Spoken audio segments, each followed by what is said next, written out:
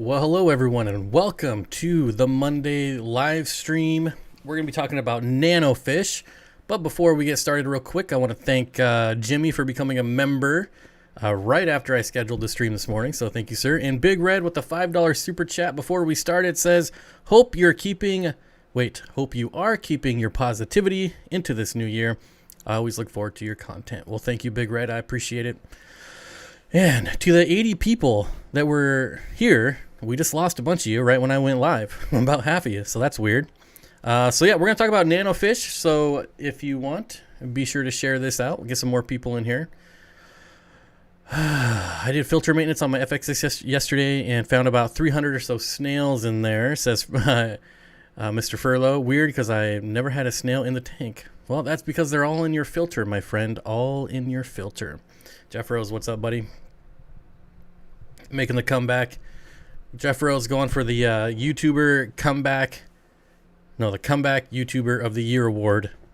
Only to lose out to the Rick 4225. It's been so long I don't remember his name anymore. The Rick 4 or something. Anyways, so nano fish is what we're talking about, not nano tanks, because nano tanks are dumb. We're just going to talk about nano fish because nano fish and not nano tanks are what's really cool. And before y'all unsubscribe and get all emotional, nano tanks don't suck. I'm just kidding. I'm just not a fan of them. They're, it's a nice thing about this hobby. There's something for everyone. We'll give it another minute for people to roll in here. Cool new background. This is actually one of my oldest backgrounds, but we got CPDs in here. We got neon blue rasboras or blue neon rasboras. Yeah, wanted to get something that had nano fish in the background, so there you go. There's also some golden white clouds in here. All excellent fish, except for the CPDs, because like nano tanks, CPDs suck. Fish Tank Barn with the $1.50 super chat.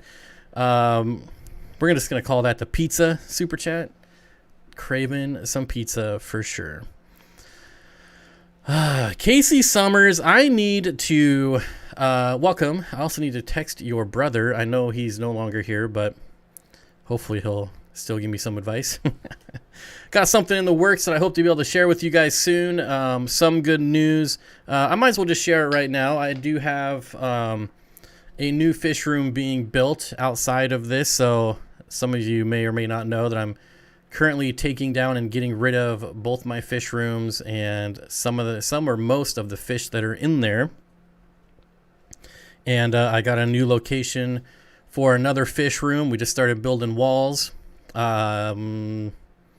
yesterday. I couldn't go today, but I'm gonna go back tomorrow and just keep building. And so I do need an electrician. So Casey, I don't know if you know any other electricians, or maybe your brother does, but that's what I need. Another electrician. Got to pretty much redo what I did a year ago. But why do CPDs always have sunken bellies? Funny you should mention that, because blue or neon blue rasboras also are very prone to illness. There's a few things that can cause that sunken belly. Mostly it's parasitic, but stress can do it, not eating, things like that. But mostly it's internal parasites, worms. So yeah, it's really 50-50 on blue neons. So if you're buying blue neons, and make sure you're getting them from someone reputable. Like when I sold them, I've had really good luck with mine. I think I only had one bad batch, if I remember right. But they're not one of my favorite nano fish, but they are pretty cool. If they were a little hardier, they'd be probably top 10 nano fish. But the neon green rasbora, way better option. Super duper hardy, very colorful. They were in my video yesterday. And I think actually Candy has some of the blue neon rasboras from me. He says, yeah, I'm sure he can give you some advice. Good. I just, yeah, I'll send him a message tomorrow. Paul McCarthy says, really pleased for you, Bob. Yep. Pretty happy that I'm going to have another fish room somewhere else. Ember Tetras, Amanda Baker. Ember Tetras were also in my video last week. Yesterday. Candy says, I do, and they are lovely. Yes, they are. So getting them healthy is the key, but same with CPDs. They're kind of fragile. You know, wholesalers, importers, they don't really take the best care of their fish. So these nano fish kind of suffer. You know, they get treated pretty rough by the time they make it, you know, from the Asian farms over to the Florida farms, to the fish store, to your aquarium in your house. Furloughs Aquatics says, Student McGill rainbows are my favorite nano fish. Yes, I'm aware that spelling is hard. I don't think I've ever, well, I think like the first 2 years that I spelled Student McGill, I always spelled it wrong. And even when I type it out now, like I know I spelled it right, but I always double check. I'm like, that doesn't look right. But it always is now. It took me a while though. Student McGills are definitely one of my favorite nano fish. And some people were surprised. So yesterday's video was, you know, it's just some fish suggestions for a 10-gallon aquarium. And some people were surprised that I didn't put any rainbows on the list like Student McGills. Well, the difference of a Student McGill in a 10-gallon tank versus a group of them in a 20-gallon tank is pretty significant. So that's why they didn't make my list for 10-gallon. They're just super active, and they love to flash and spar and swim around. And in a 20 long, they'll always make my list in a 20 long. Just super, super awesome. Amanda Baker says, I've had bad luck with glow light tetras. Seemed very sensitive. I think I've only kept glow light tetras once, so I don't really have a lot to go off of. But they're generally pretty hardy. That's kind of weird. I wonder if it might just depend on where your local fish store is getting them from. Mark says, I got some Batis last week. Very cool nano fish, but I just hope they are eating. Yes, Scarlet Batis. I've had Black Tiger Batis. Very cool fish for sure. And you do have to make sure they're eating. That's one of the common problems with them is a lot of the times they only like those live foods. So, you know, it can be hard to train them to get them off of live and onto dry food. But it's certainly not impossible. I don't know if you have a source, but if you could get like micro worms, super easy to keep, super easy to harvest, and they love those. So I don't know if you have a source for those locally. I would check into trying to get some of those just to make sure they're eating. Chevy Fish says, Pygmy Cories are my favorite nano fish and least killies are my second. I would say the least killy fish, or the Heterandria formosa, is definitely on my top 10. That is the world's smallest live bear for people that don't know. They're about a half inch live bear, super awesome. If there's anything that I would put in a 5-gallon tank, you all know I hate 5-gallon tanks, but Heterandria formosa would be one of them. Somebody asked, sorry, but I saw the comment, but I didn't see where it went. We asked, oh, here we go. Curtis, are rummy nose tetras nanofish? If so, they're my favorite. I don't know that I would consider them nanofish. You know, there's not like a set rule as far as what a nanofish is, what that size is. But I feel like rummy nose, they get pretty long. Probably, I feel like if rummy nose tetras are nanofish, then we got to say that all tetras are nanofish. And yeah, I don't know about that one. Ember tetras, definitely. Rick Burns says Ember tetras. Von Rios, now they're that's like right on the tip. You know, if there was a line on this side you're a nanofish, on this side you're not, I would feel like the Von Rios are right on that line. They're definitely a bigger bodied, shorter fish, but just because they have that bigger body makes me think right on the line. CPDs, definitely. Oh, you got a shipment of Ember tetras Von Rios. I guess I should read the whole comment. And CBDs last Thursday from Aquahuna, all doing great, especially after moving the CBDs in a 64-gallon tank. That's good. That's good. It's always nice when you order fish and they show up alive and healthy. I think we can all agree on that. Tiffany White says, hello, congrats on the new fish room. Hope you have a new residence to go with that fish room. Not yet. Not yet. I still don't know where I'm going to be living. That is still TBD currently, but I am rebuilding the fish room. I do have, basically, someone is letting me use their garage, so that is very nice. Christian says, due to living conditions, I only have nano fish. Yeah, I could see that, like apartment, like Jimmy and Lizzie, they only have nano fish, but oof, that was pretty raunchy. Oh, sorry about that. Whew, man, someone needs to light a candle in here. Holy smokes, dogs. It's ridiculous. Broadcast Illusions, Heterandria Formosa. Oh, you must be answering a question there, Mike. Thank you. James says, my favorites are Neon and Cardinals. So Neons, yes. Cardinals, for me, not so much. They're definitely a cool-looking fish, but generally way too fragile for me. Way too fragile.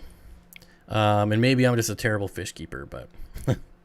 I just, I'm not a fan of like 80-degree plus tanks, and so any fish that falls in that category, I don't know, not really for me. Casey Summer says, green neons, chili rasboras, awesome, and habrosis cories are some of my favorites. Yeah, I did leave off all the pygmy corridors in that 10-gallon video, but there'll be more.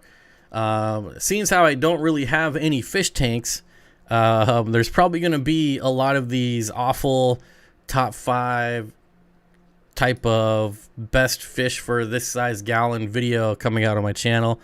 So I apologize. I know they're not the greatest videos out there, but I just don't have access to a lot right now. So we might see quite a few of those coming down the pipe, but we'll get some build videos on the new fish room. I'm working on something that I can't really talk about that's going to be pretty dang cool that no one has ever done, to my knowledge, on YouTube with their fish room. So hang in there, and we'll get back to some better content. It's funny, a lot of people just don't like the top 5 type videos, but they always do the best. They always do the best. Think of all my videos right now. If I look at my top 10 videos, like 6 of them are top 5 videos. So yeah, it's pretty bad. I don't know. I hate making them, though. I just do not like making those videos. Personally, I don't count as nano, but I guess you could call shell dwellers nano. Can we put an asterisk? Like, for cichlids, shell dwellers are nanofish for African cichlids. How about that? They're the nanofish of African cichlids. There we go. Pygmea rainbow fish is a nanofish. Yeah, I feel like, they get like 2.5 inches. So I don't know that I would call them like, man, I don't know. Like, I hate excluding any type of rainbows off of any list, but I don't know. Like, I used to have pygmeas, and they were like 2.5, 3 inches. So I don't know that I could consider them nano, especially when you have the pseudomcgills, which are definitely not the friccata, but Illuminatus, Gertrude, those are definitely nano fish. But as much as it pains me to not agree with you on pygmea rainbows, I just can't do it. But they are super awesome. I have 1 male and 2 females that I'm hoping to keep and hoping to breed eventually. Hopefully. I have a lot of these like one-off pairs that I want to keep, and with rainbow fish, it's really hard to breed when you only have like a pair or a trio. You really need a group of them. So we'll see how it works out. Mario says, not sure if they're nano, but dwarf chain loaches are the best. Yes, and it's a shame they're so expensive. I want to try to breed them just because they're so expensive. I think a giant school of dwarf chain loaches would be so cool to watch. So cool. I think I'm up to like 6 is all I have. Curtis St. Martin with the $1.50 super chat. Thank you, my friend. I appreciate it. Threadfin Rainbow Nanofish. I feel like since I'm leaving out Pygmea, I gotta leave out Threadfins. I think that Threadfins get a lot bigger than people realize. Patty says, I loves all the fish. I wish I could say the same thing, but there's really just some fish that I don't like. Maybe that'll be one of my top 5 videos, or top 5 fish I don't like. Jenny Lane says, I want clown loaches. Definitely not a nano fish. Auto Sinkless. There we go. There's a really good nano fish. Not really what he's talking about though, but he says Auto Sinkless or bushy nose plecos, which are more beginner friendly.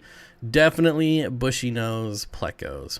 I'm not saying Auto Sinkless are hard, but they definitely want a well-established tank. So like a bushy nose pleco, you could basically, as soon as your tank is cycled, you could throw it in there. Auto Sinkless, you got to give it some time. You got to give your tank some time to get some algae growing and some detritus, things like that.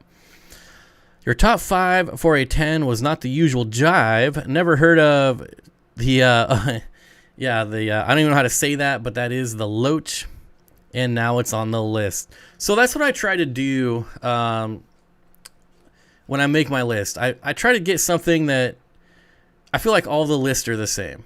And so I do try to include some stuff that maybe you haven't heard of before or haven't seen. Like I just don't want the list to be like the same fish that's on everyone else's list. And there's definitely some crossover. And then I also include fish that I just like Ember Tetras are super awesome. Seeple says, autos need that STT.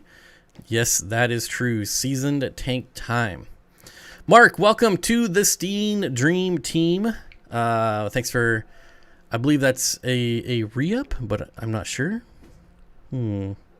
It's not showing me now all of a sudden. But anyways, either welcome or welcome back. I appreciate it. Paul says, Apistos, Bob. I can't get on board with Apistos being nanofish. They get pretty big, especially Apistogramma cockatoides. They get really big, especially in their old age.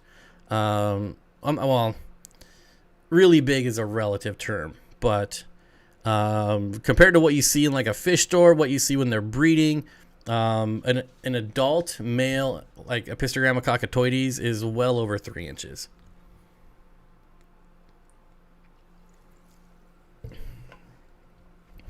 Tyler, bringing up the pygmy sunfish. Yep.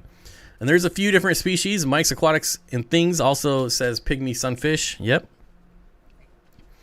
Multi-Jacker says scarlet batis or clown killifish. Definitely 2 nanofish. I want to keep it some time. Definitely clown killifish. They are just an amazing fish. Super durable. You don't need to heat their tanks, which is nice. Room temperature works just fine. So, yeah, everyone at some point should keep clown killifish or the rocket killifish. Get out of my head, Tyler. Yeah. Jenny Lane says Apistos are cute though. I'm not saying they're not cute, but we're talking about nanofish, not cute fish. that would be an interesting top 10. Top 10 cute fish. I would pick like all the ugly ducklings for sure. Flynn's Fish Forum, formerly known as Toots Fish Forum, it says, my Oscar is in a 5-gallon. Is that considered a nanofish? Sure, when they're fry. Tin Winnies,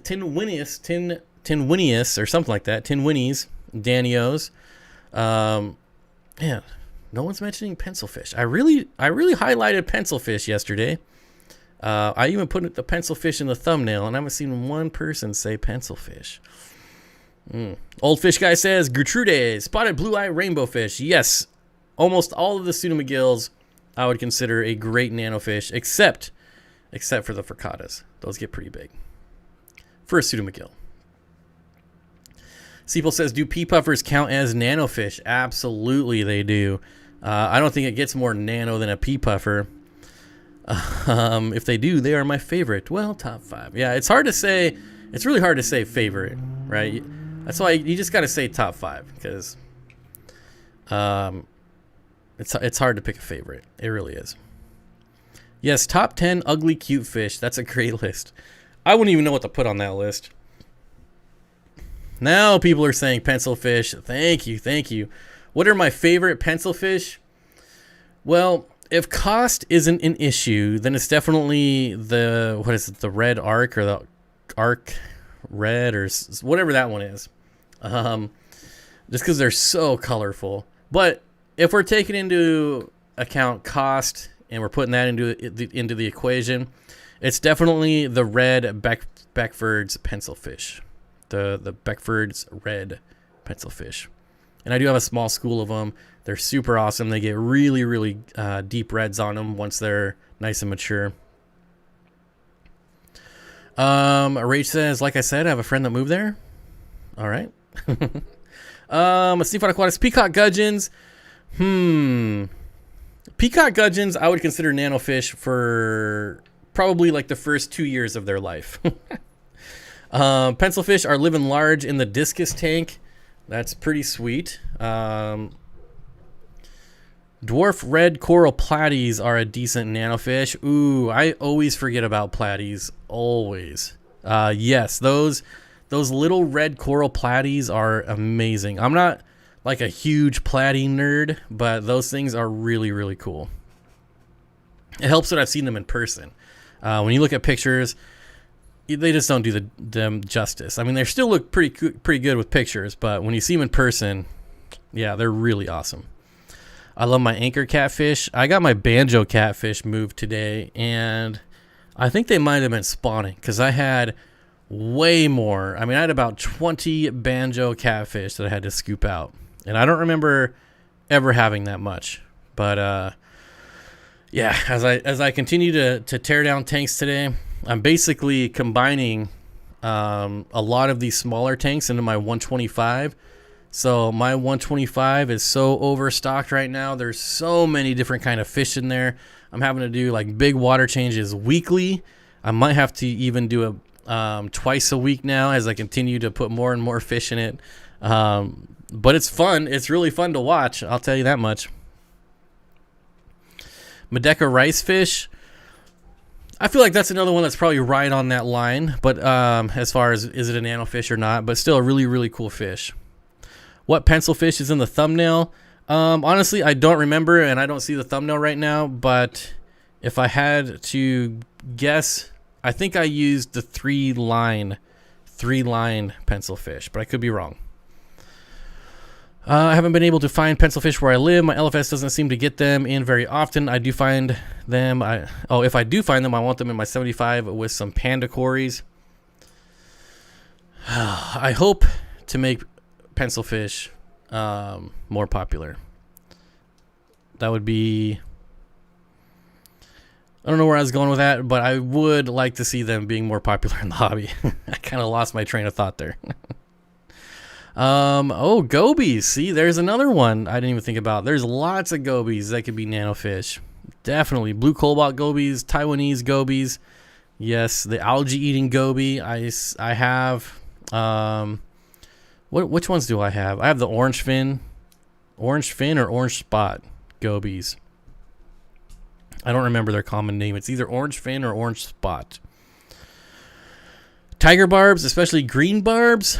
Oh man, I was an anti-tiger barb for a very long time. I don't consider them nanofish. They do get pretty big, but when I ordered them in for the Zen Ginger, I special ordered her some. It was love at first sight, and they were the green tiger barbs, and they were so much fun. They were just a lot of fun. So I get why people like that fish. The green one's really cool. Red tail catfish, definitely not a nano catfish or a nano fish at all. Mark says, I think I prefer the Hostatus over the Habrosis. I see them out more. See, I'm the other way around. I feel like, at least from my sources, the Habrosis are way more hardy, which means I like them more. I do like the look of the Hostatus more, but like I said, from my sources, the Hostatus just not as hardy as the Habrosis. Does anyone have any online suggestions for buying fish? Too afraid to leave the house these days. Christian, there's a lot of good places. Dan's Fish, Aquahuna, the Wet Spot Tropical Fish. Yeah, I don't know. That's about all I can recommend right now. Christian with the $1.99 super chat. Any tips for keeping gobies? Lots of algae.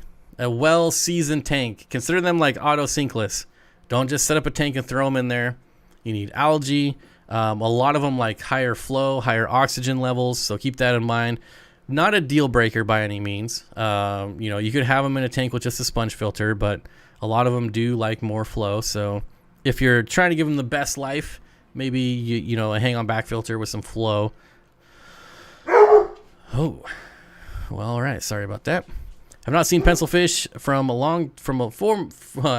haven't seen pencilfish. All right. So I just butchered that about 1,000 times. I've not seen pencilfish for a long time in my LFS. I don't know why that was so hard. G-Bear getting chili rasboras tomorrow, and green rasboras should be a nice addition. Yes, absolutely. Chili rasboras, strawberry rasboras, almost all rasboras are gonna qualify for Nano and be awesome. Have broses look like Corys? I don't think pygmies do as much. I think they all look like Corys.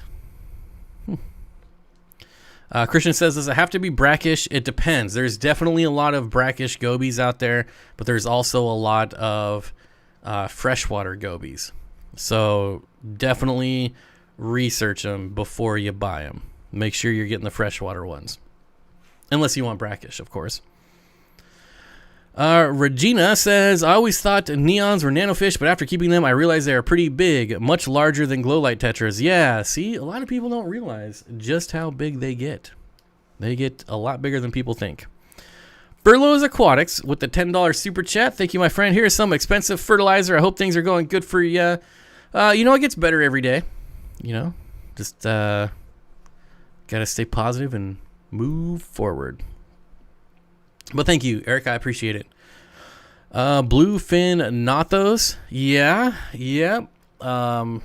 Boy, took a long time for someone to mention killifish, didn't it? Hey, your dog has my dog growling at TV. Yeah, they're really confused right now, and so they're bothering me already. So I'm not sure how this is going to go. I've kind of changed their schedule a little bit. And normally they'd be getting fed right before my stream, but I no longer feed them at that time. And so now they're wondering where their food is, even though they already ate. So, yeah, they're already bothering me a lot. So I might have to put up the dog gate here in a minute. Does anybody know the puffer that Dean's trying to breed? It is this Congo spotted puffer. The Congo spotted puffer. Celestial Pearl Danios. We did talk about those earlier. Yes. Another good rummy nose rasbora. Probably not a nanofish. If the rummy nose tetra is not a nanofish, then I can't say that rummy nose rasbora is a nanofish because they're about the same size. By the way, your dog make my dogs go nuts.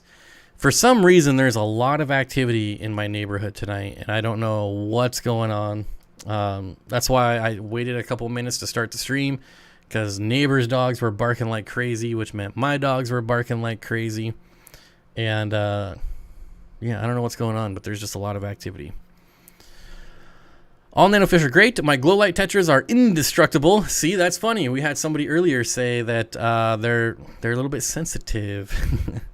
My CBDs are active and curious. My Borneo loach glides everywhere. The coolies dance during the day, and my shrimps are just shrimps. We haven't even talked about shrimps yet. Mohan says, do shrimps count? Yeah, I don't see why not. I wouldn't say an mono shrimp is a nano, but any of the cherry shrimps would be. What else? Your dog made my tongues. There's another comment here that I skipped over.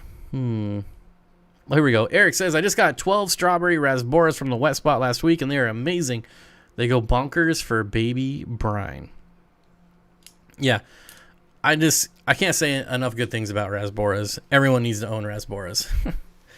Multi-Jacker with the $5 super chat says, hey Bob, hey Bob, like always, great stream. So far, platinum half-beaks, so far, wood. I wouldn't put platinum half-beaks as nanofish.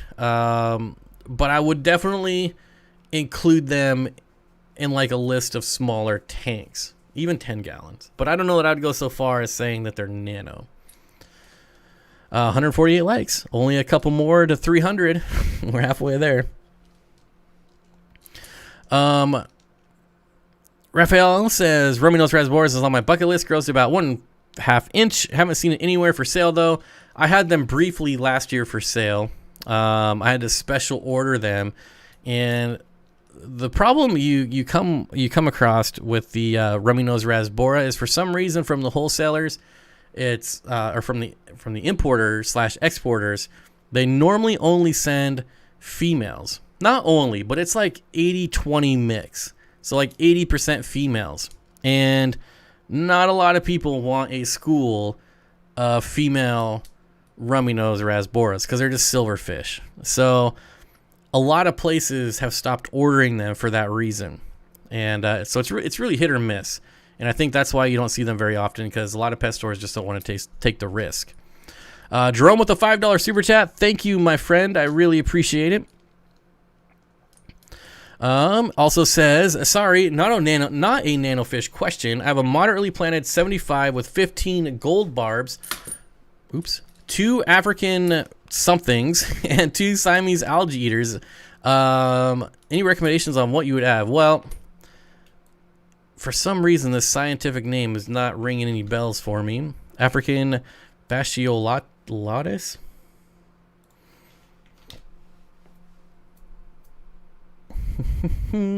African banded barb. All right, let's read this again. Gold barbs, basically we got barbs and Siamese algae eaters. What about cories? A nice school of a bigger cory, like sturbai. A nice school of sturbis would be pretty sweet. That's what I'm going with. That is my recommendation. You can never go wrong with corydoras. Do I consider bettas a nanofish? Not really. Even the wild types get pretty good size. Cody says, about a week ago I got a pea puffer, got him a floating betta log, and he loves it. That's awesome. Who would have thought? Floating betta log for a pea puffer. Were Rominos naked rasboras hard to spawn? I didn't buy them to spawn them. I bought them for a customer, so I special ordered them for a customer. So yeah, I mean, they're just a typical egg scatter. Rasboras in general are not very hard to spawn, so I wouldn't think so. But again, I didn't try, so maybe they're the one rasbora that's really hard. Brook sticklebacks are a cool nanofish. I like to pair them with mud minnows. Stickleback, the old stickleback minnows. They're an invasive species here in Washington. But that was actually my very first fish back into the hobby when I took my decades-long hiatus. The stickleback minnows are what got me back into the hobby. Really cool fish. Lumpy Dog says, male antlers make a great little bit of movement and in a highly planted nano tank. So I think antlers would be great. Females get kind of big, and I feel like they would overrun a nano tank very fast, which is why I don't like nano tanks. But a good nano fish for sure. The males, females. I mean, there's some strains that the females don't get too big. Curtis says, I want orange laser cories so bad. That is on my list to breed next year. So hopefully I'll have some available. In your video yesterday, there was a log that had 2 Java ferns growing on it. Was that the Java fern on wood from the co-op or a secret new easy planter? It's definitely not an easy planter. It is probably Java fern on wood from the co-op, but I don't know how long it's been in there. So if it's like gigantic and really sprawled out and grown all over the place, it might have been in there for a while. So I don't want to just set the expectations and say, yes, that is Java fern on wood from the co-op, and then not have it be that way, because it's been in that you buy it and you get a small Java fern on log and you're like, this is not what it was. Because it had been in the tank in there for 5 years or who knows. So definitely Java fern on log, not easy planter. Regina says, embers are my only nanos. They are very cute. Yes. Yep. K Stu says, my stir-bys are great. They are stubby and stockier. Yeah. Yep. One of the bigger common Corydoras. We no longer sell Java fern on wood. Well, there you go. I just went on a nice tangent, and then it wasn't even necessary. The lamb chop rasboras. That's another good one. I got some lamb chop rasboras by mistake, but they become my favorite nanofish. Very active and nice neon orange color. Yeah, I'm telling you guys, rasboras are awesome. I would take rasboras. If I had to pick like a type of nanofish and you could only keep one, it would be rasboras for sure. Kevin says, love the new background, Bob. Did you ever find a place to move to? No, but someone is loaning me their garage, so I at least will have a fish room, building it right now. But still up in the air on my future as far as where I'm living. I know that it's very hard to get a place, to rent a place when you have 3 gigantic dogs. So that rules me out of almost everywhere. And then if there is a place that would allow me to have 3 gigantic dogs, the next hurdle is the 5,000 aquariums I'm going to have. So, yeah. It has not been easy. Still don't know what's going to happen. Still so much up in the air.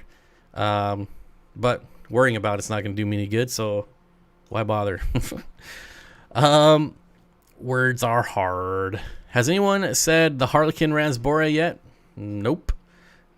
Is there? All right, how about this? So there's definitely some Rasboras that are not nanofish, but are there any nano Rasboras that are not cool? I can't think of any.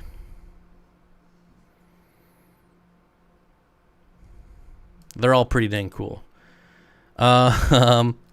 So the other issue with buying a house, since I quit my job a year ago and am now self-employed, I do not have a long enough history of income to qualify for a home loan. A bank would have to be really nutty. I got everything else I need except for for me to buy a house, I would need one of those no proof of income loans that caused the housing crash in 2012. And so they don't do those anymore. At least I don't think they do. So yeah, because when you're self-employed, it's especially for only a year, it makes it really hard to qualify for a home loan. So yeah. Are guppies a nanofish? Mine are arrogant. You know what is? Definitely the panda guppies. Panda guppies are awesome. They're back to my number one. So they were my favorite guppies about 4 years ago, and then I got the black Moscow guppies, and then I was like, whoa, these are my new favorite. And then I got some panda guppies again from Caitlin from Aquarium Co-op, I think. Shoot. Yeah, I'm pretty sure. Sorry, Caitlin. But I'm pretty sure I got them from you. And so I got those again, and now, again, those are my favorite. So I would definitely qualify those or classify them as a nanofish. Christian with the $10 super chat says, moving out fun. Thank you for your knowledge and time, and thank you to you and the mods for making me feel welcome. Don't always get that in real life. Well, you know, the nice thing about my channel and my stream and my mods is that I pretty much only have one rule, and there's a couple rules, but the main rule is don't be a douche, and you're all welcome. Douches are not allowed. Everyone else, we welcome with open arms around here. Doesn't matter your skill level in the hobby, new, 30 years old, or 30 years in the hobby, doesn't matter. Everyone's welcome here. Doogie says, hello. Oh, hey, everyone. Hope you're doing well. Had to get in on some nanofish chat. Yes. There are some first-time loans that are easier to get. Well, wife's income. I am certainly not married. Yeah. If you think getting a home loan is hard, try getting a wife when you breed bugs in your dungeon, in your basement. Oh man. I've almost got rid of all my bugs though. Although I still got my worm farm, I still got my dubia roaches, and I'm down to 2 species of isopods. And I'm probably going to take my last 2 species of isopods to my local reptile store this week. So other than, oh wait, I got springtails still, but I'll probably take those in too. And unfortunately, I'm probably going to be taking in my crested gecko. If there's anybody that wants a healthy female crested gecko, I would much rather rehome it locally. So if you're local and you want one, just the gecko though, not the tank. And also I have a female Madagascar day gecko that I'm going to be rehoming as well. That, yeah, unfortunately, I'm just not going to be able to keep them. Jenny Lynn says, I need some springtails. Springtails are awesome. I love feeding springtails to hatchet fish. That's one of my favorite things to do. I'm on the wife's computer. Good thing Candy is on top of things like usual. Oh, man. I hope things are going well for you there, buddy. I think I already said congratulations on the new kid, but if I didn't, congratulations. Find a wife that is into the hobby. I'm a very lucky man. My wife finds my aquarium and reptile. Oh, my wife feeds my aquarium and reptile addiction. Yeah. What kind of the kid do you have? Jeff Rose, what are you talking about? What kind of the kid? I don't think, yeah, maybe you're not talking to me. Maybe you're talking to Mr. Twin Cities there. I don't know. Aldrich says, I was inherited into the hobby about 5 years ago when my brother left his aquarium when he moved out. Hey, whatever gets you into the hobby. I bet there's a lot of stores. What kind of geckos? I just have the female crested gecko. She's nothing special. Well, how can I don't mean to say that like douchey wise, nothing special. Obviously she's special, but as far as like, you know, patterns and color, she's not like one of these rare fancy strains, I guess is what I'm trying to say. Aiden says, should I get emerald green rasboras for my 75 gallon? Absolutely. Always. The answer is yes. As long as there's room, the answer is yes. What fish do I recommend for a 10 gallon river tank? Well, I don't know what kind of, you're not going to get much of a river out of a 10 gallon, but there's some darters that you can get that are, you know, in that 2 to 3 inch range. You know, the Borneo sucker loach is a good one. Seems to be the word of the night. Yeah, I don't know why. Well, it certainly is. Buddy Viper says, hi, Bob and Candy, welcome. I'd let you keep bugs in the basement, no problem, but the roaches gotta go. See, that's where I lose them all, with the roaches. Roaches are so awesome. They're good for puffers. They're good for, I mean, in like smaller roaches, you can feed to a lot of fish. The adults are good for puffers. They're insanely clean. If we're ever in an apocalypse, they're a great protein source. You just roast them up.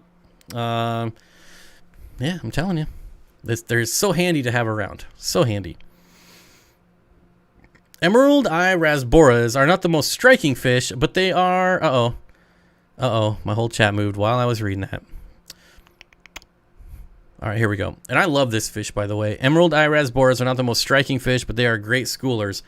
They're a fish that looks really cool if you have like a 24/7 light cycle and it's like in the sunrise or the sunset where it's kind of dim and their eyelids really start to like flare up in that dim light. I think it looks really cool.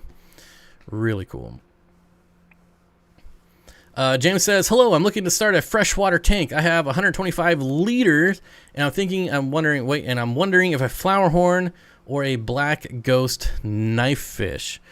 Well, I'm definitely not much of a fan of flower horns. So black ghost knife fish, both of those fish are not my favorite. While I think they're awesome, I think it's going to be personal preference. Black ghost knife fish, I feel like get pretty dang big. So your best bet's probably going to be the flower horn. Johnny, darters are wicked. They're wicked, man. Wicked cool. I had a zoology teacher who kept hissing roaches. See, I only keep dubia roaches. I don't keep any of the hissing ones or the ones that yell at you or the ones that eat your foundation. Only dubia roaches. I love them. They're quiet. They're insanely clean. Believe it or not, very, very clean animal. Very clean animal. And they can't climb, and they also can't reproduce in Washington State. So I did have a little incident where I left the lid open, and without even noticing, I took off my hoodie, and kind of where I laid it, like the sleeve of my hoodie went down into the roach bin, and a bunch of them crawled out when I didn't, I just left it there overnight as well. So they had all night to crawl out, and man, I found them all over the place in my fish room. But they will not like survive or breed. So I just had to wait for them all to die out. I realize that sounds kind of maybe disgusting, but it's not so bad. Gobies for a 10-gallon stream tank and 10 Winnie Danios. So there you go. There you go. Can pea puffers eat dubia nymphs? I think they're still going to be too big for pea puffers. Alex says, if it weren't 25 miles away, I would love the day gecko, arboreal, and diurnal. Dubias would be a deal breaker for me. Yeah, she's a really nice gecko. She's really flighty. She's gotten out. She's escaped a lot. So I have one of the front opening Exoterras, and even if I just click it open and open it just a little to try to feed her, sometimes she's just boom, right out the door, and I'm like, ugh. But she's really easy to catch with a fish net. One of my big blue fish nets catches her every time. I don't know why. Maybe she's colorblind and can't see blue, but doesn't run from it at all. Any other net, I have red ones and green ones, and it's only the blue ones that I can get her with. I was going to volunteer to marry you, but after the roach story, I'm out. Roaches are,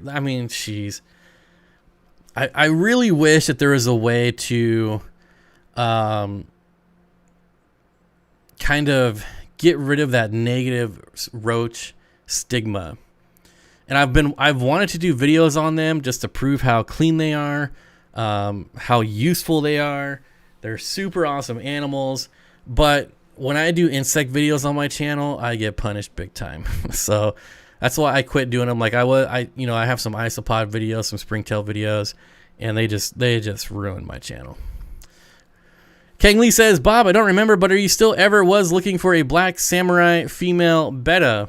I was looking for a male, but I'm no longer looking. I'm not taking on any new animals. I'm trying to downsize animals. So, Rescue Dog Treat says, if I was local, I'd take your Cresty. I have 3 right now. Yeah. There might be chances that I can keep her, or all of them even. I still have my water skinks as well.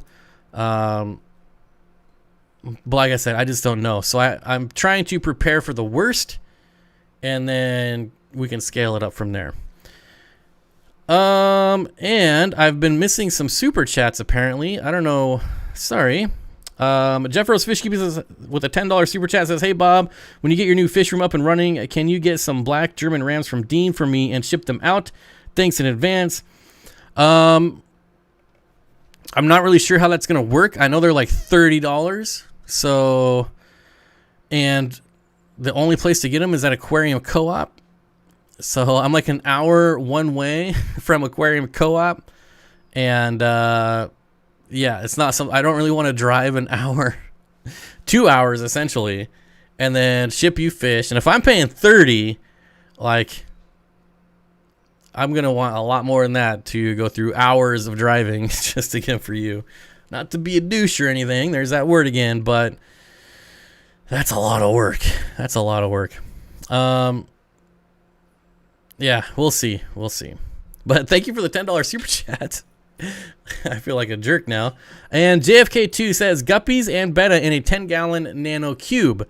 I feel like that would work. It's going to mainly depend on your specific betta.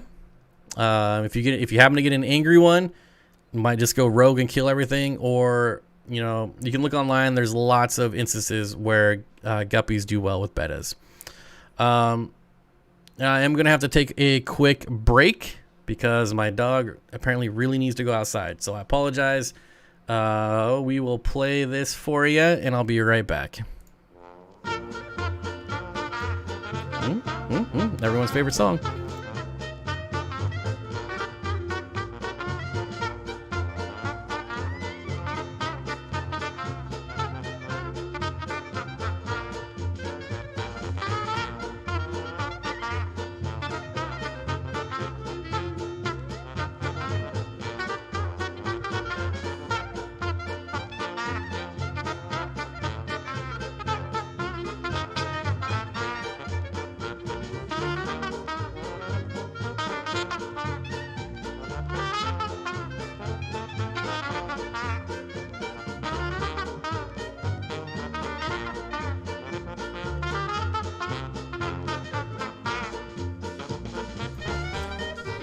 Okay.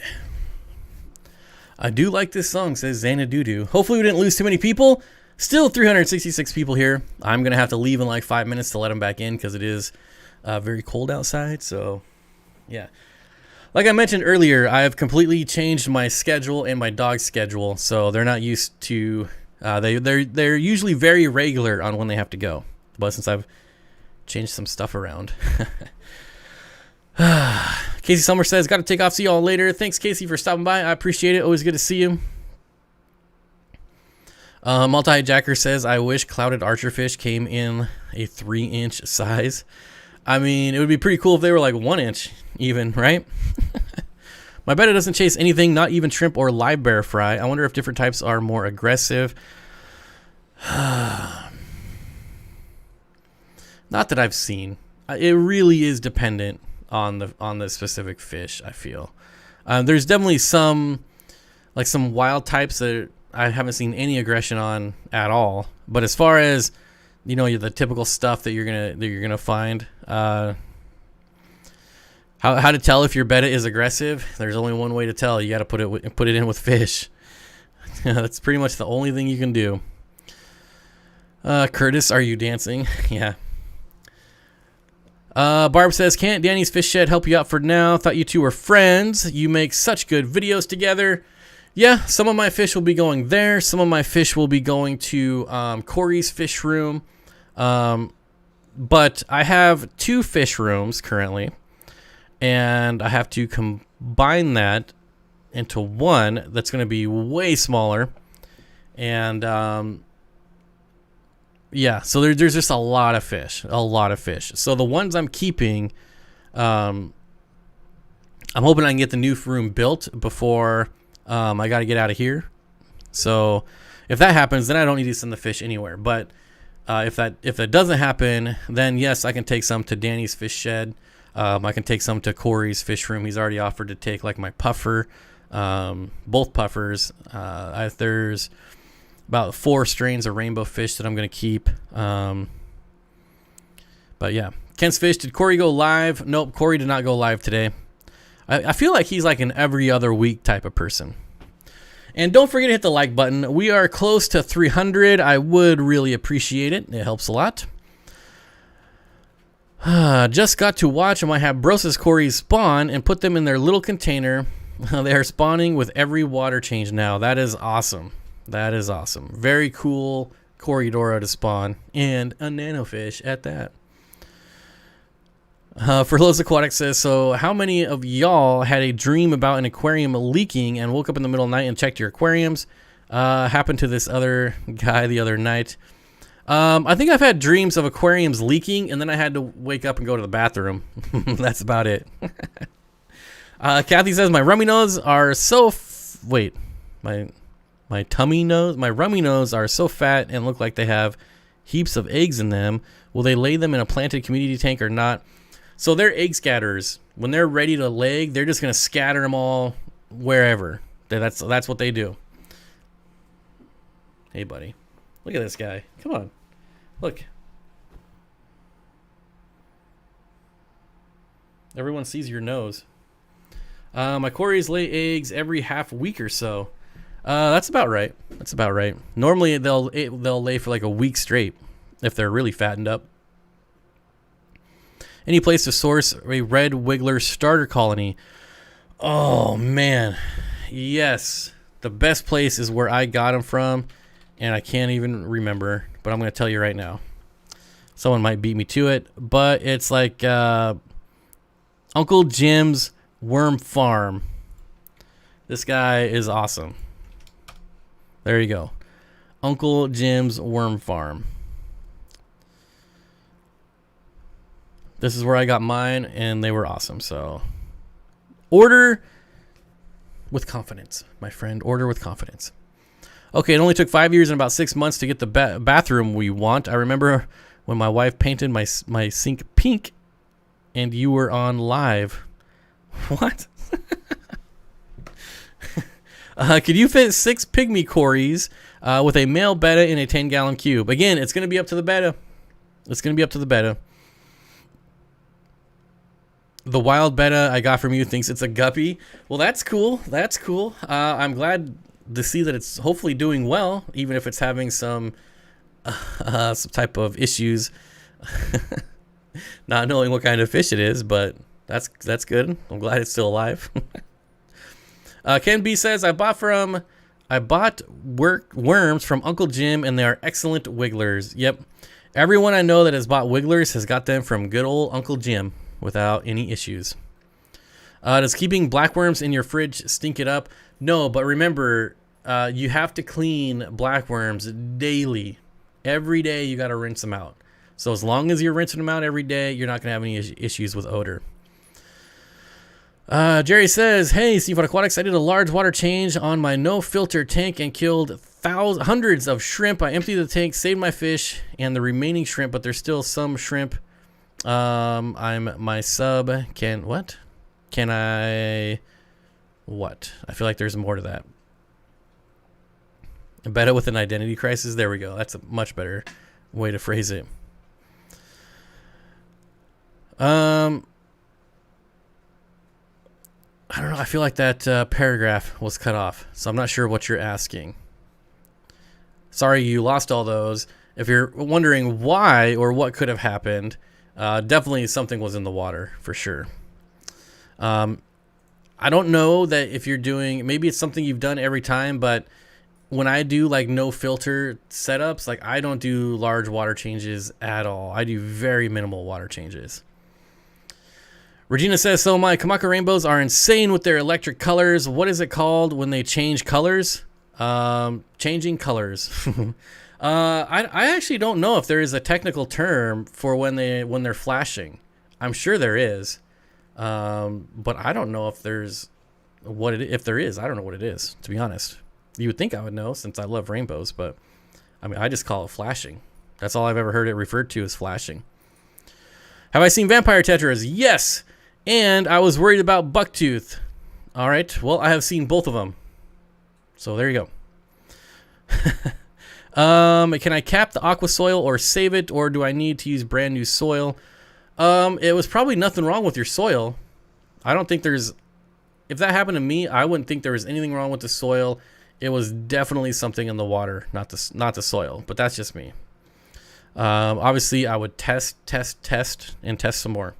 Curtis St. Martin with the $1.50 super chat. Thank you very much. I'll be right back. I gotta go let my dog in, and you'll get to listen to this rad song again. Yep. Dance away, folks. Dance away.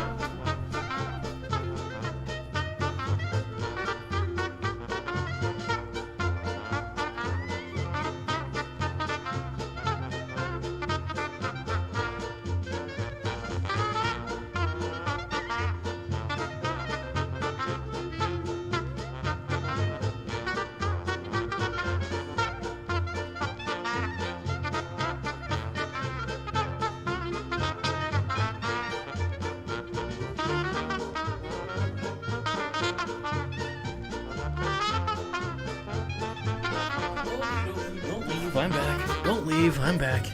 Oops. There we go. I almost started a video.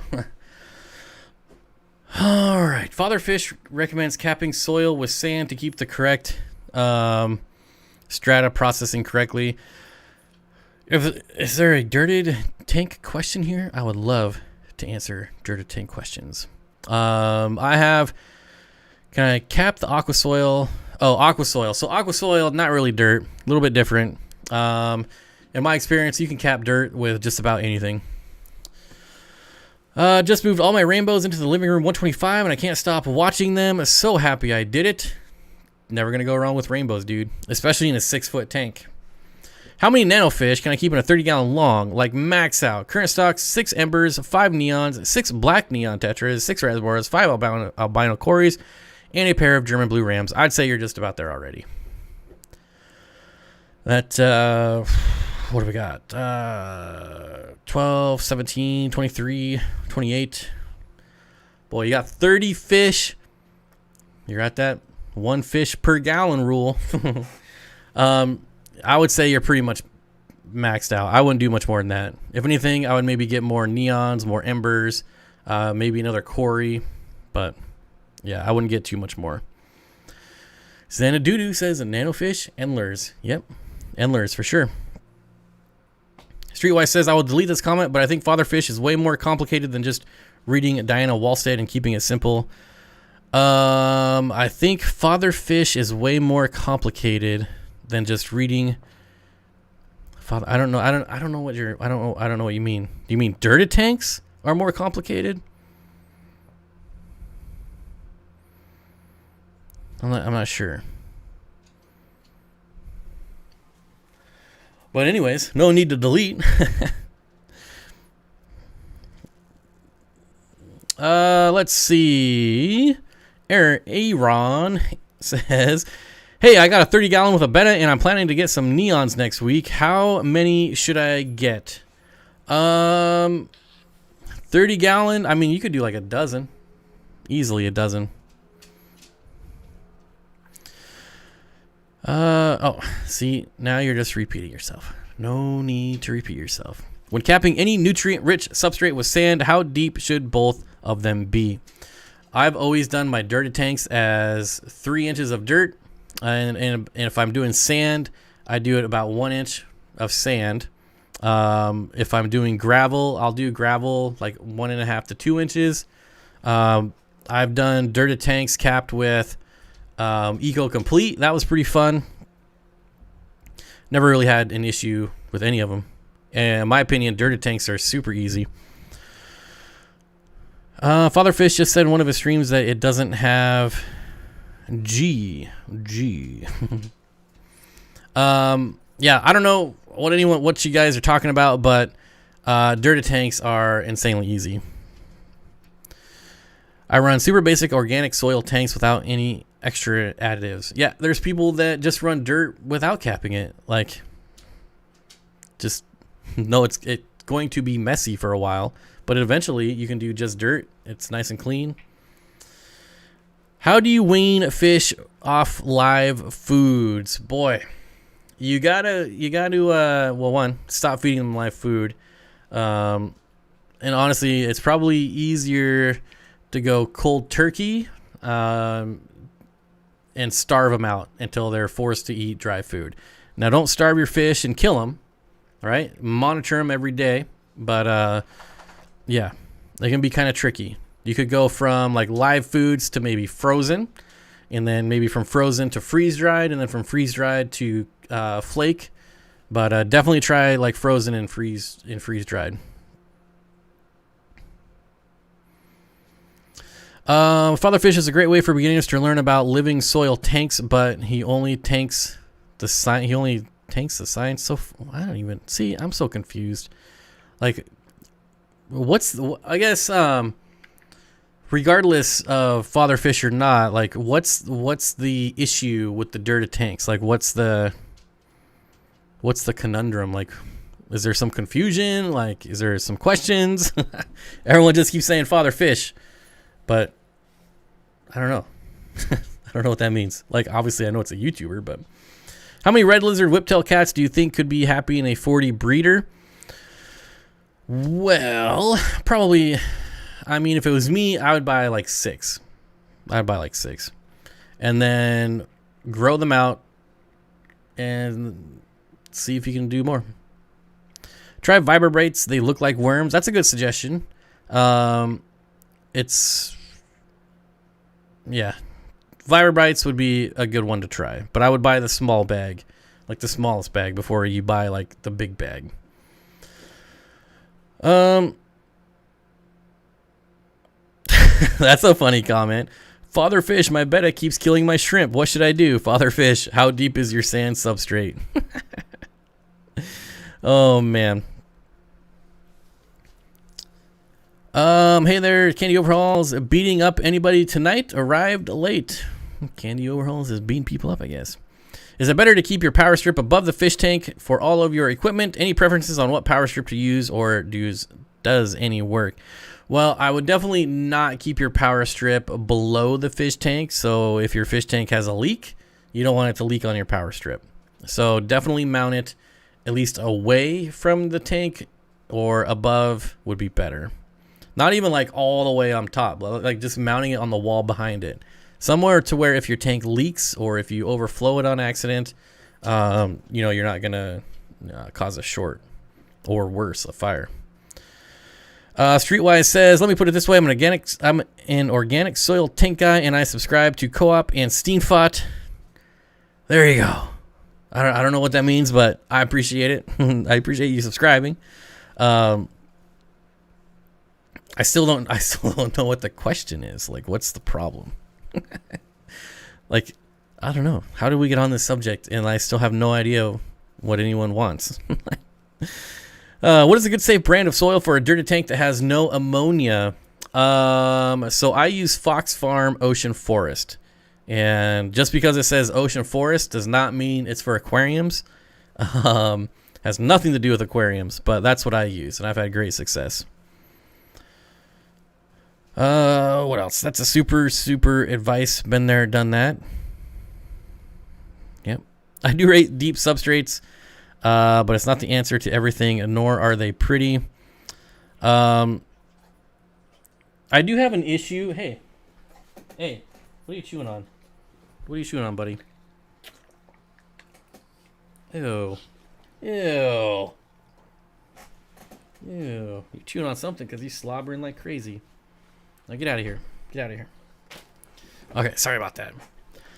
I do take issues when people say, you know what? I'm not even going to get into it. Let's just move on. What fish are good to put with red cherry shrimp? Any fish that won't eat them. How about that? Like nano fish. That's what we're talking about today. Well, we are in hour number 2, so we're really just talking about whatever. But, yeah. Basically, you're going to want fish that the shrimp won't fit in their mouth. And that's pretty much it. Fox Farm is expensive. It's definitely no Miracle Grow, that's for sure. But I love that stuff. That is by far my favorite soil. And when I set up my 300-gallon, there's about 95% chance it's going to be dirted. So you guys can watch me do it and see how easy it is. Yeah, I mean, there's a lot of disadvantages to a dirted tank, but there's a lot of advantages too. And depending on what you're doing with your aquarium, we'll kind of make a determination on it if you should do dirted tanks or not. So my 300-gallon tank is very tall, so I don't plan on messing around with plants very often. So if you pull out plants in a dirted tank, it can be kind of messy. I mean, you could go like really slow and you can be really careful, but that's not me. So because it's so tall, I'm not going to be in there messing around with plants. I'm going to plant my crypts and my jungle val and whatever else, and I'm just going to leave it. So that's why I'm doing dirt. Fox Farm is a hot soil. Make sure to cap it. Do you have any pygmy sunfish tips? Just try to get live food, brine shrimp, micro worms, until you're for sure that they're eating, your dry food. I would get some live food for them. What is my EDC? I almost was going to show you, but I'm not going to show you. My pistol has a strange wound on its body. Could you recommend the ratio for salt dip? I have plants and snails in the actual tank. No. So I generally don't give advice on curing fish, and everyone knows why. Because when they die, I get blamed for killing their fish. And so yeah, you can go to Aquarium Co-op forums is where I recommend to go. And let me get you the link. Any fish person should be on this website anyways, but this is a really, really, really good site. Come on. And you can post pictures and get advice there. So it's old school. It's a forum. It's highly moderated though. So there's, the fish police aren't there. The douchey people aren't there. It's just a really good group of people, super active.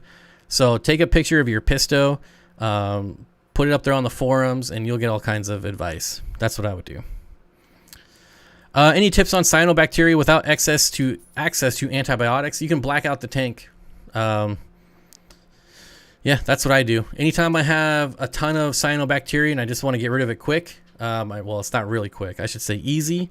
I just black out the tank. I'll black it out for 3 days, take a look.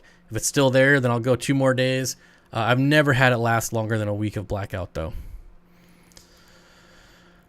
Bob Vance, Advanced Refrigeration says, Bob, I need a list of fish from you, please. Please. I'm still not sure what. I mean, obviously, the goal, Bob Vance, is to keep everything. But I'm not sure what I'm going to have to get rid of yet. Fish that I know I'm going to get rid of, I have about 50 red slender rasboras that I need to get rid of. I have some extremely rare Danios that I want to keep, but if it comes to it, I'll have to get rid of them.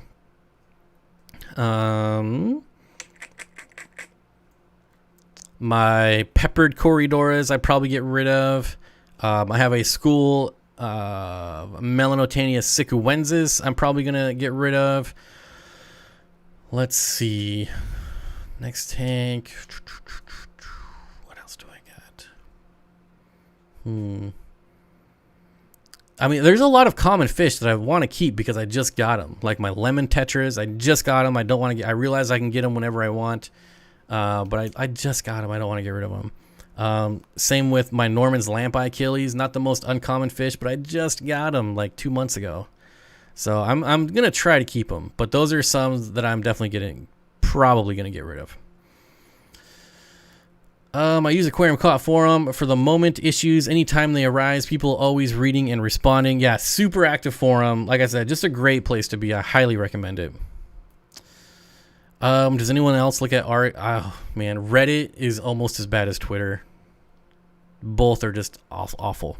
Alan says, why do I dislike CPDs? A lot of it is just personal preference. I've had a lot of issues with CPDs, being very flighty, being very afraid. And so obviously, like, I mean, I can see them behind me, right? They're out, they're swimming around. Hasn't been the case for me. So yeah, that's kind of just personal preference. I think they're awesome. I mean, obviously they're a beautiful fish. I just have not got them to thrive for me. Katie Mitchell joining the Steenfott Shoal. We are about 99% go for the members only live stream this week. I'm just waiting on one person to get back to me, and then we'll have our members only stream this Thursday. So thank you, and hopefully you can make it. I appreciate it. I haven't done any members videos in the last month because it's been kind of crazy around here, but hopefully you can start to return to that as well. Lemon tetras look great with your neon green rasboras. So yeah, I wanted a giant school of lemon tetras in my 300 gallon because my Mabu puffer is going to go in my 300 gallon. And I wanted like 100 lemon tetras to go in it. And I bought 20, and I was slowly going to build up my school. And it's like, I don't want to start over because I'm setting up the 300 gallon as soon as the new fish room's done. I'm going to have a lot less tanks as well. I did map it out on my graphing paper, but now I don't see my graphing paper here. I think there's going to be 8 or 12 40 gallons, the 300 gallons, 2 125s, 3 20 longs, and then I want to get about 6 just regular 20 gallons in there. So there's going to be way less tanks, but you know, that's not the worst thing in the world. I could have no fish room at all, and that would be really awful. So yeah, lemon tetras equal expensive. Not here. They're about $3-4 a piece, so not too bad. About average for a tetra, I feel like. Don't tell Jimmy you don't like CPDs. Oh, he knows. He knows for sure. Christine says, the lamp eyes are among my favorite that I have. They are awesome. Super awesome. They're kind of like the Rasbora we were talking about earlier. That eyelid that just shines up. Pretty awesome. And super easy to breed. Steenfott Aquatics, your choice of a massive school of nanofish for a 75 gallon. Well, I just said lemon tetra, so I don't want to say that again.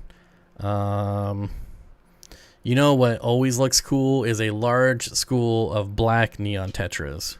I much prefer black neon tetras over regular neon tetras.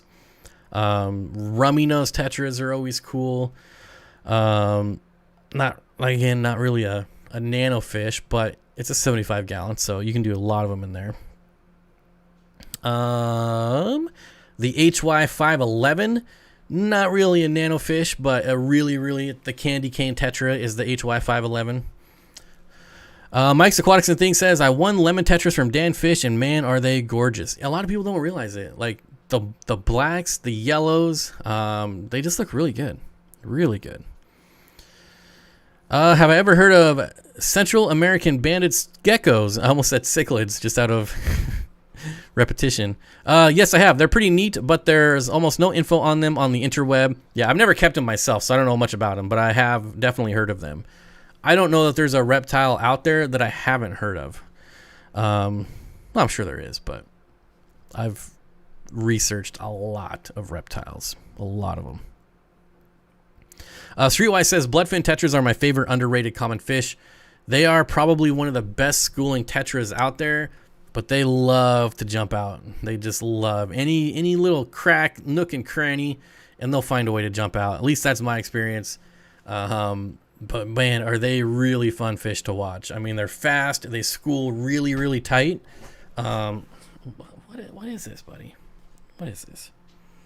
2 hours. That's all I ask for. 2 hours. That's all I want. Can't you guys go play for 2 hours?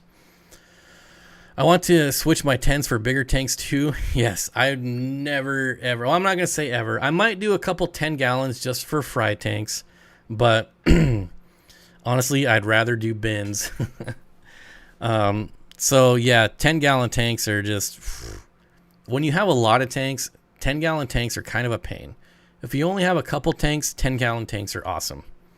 But yeah, doing water changes and like 50 10-gallon tanks is a pain in the butt. I hate stupid people. Me too. It says black neons, but my boys like the Cardinals. Black neon tetras are awesome. Do you know any other lights that shimmer like Kessel? A lot of the LED spotlights do that. It's not. That's all the Kessel is a spotlight. So, there's like $13 LED spotlights on Amazon that'll shimmer. Do rummy nose love to jump as well? They're similar to bloodfin character-wise, right? Yes. So another great tight schooler, very active, but definitely not as jumpy. Definitely not as jumpy. They do jump, but not nearly. I swear. Like, I would lose at least one bloodfin every water change when I took the lid off. Like, that's all they wanted to do was jump out. Want dwarf emerald rasboras at some point. See, now they're not as pretty as CPDs, but for me, they're way more active and boisterous than CPDs. So, in my experience. Do I have any experience with small barb species? Are they shy like CPDs or more outgoing?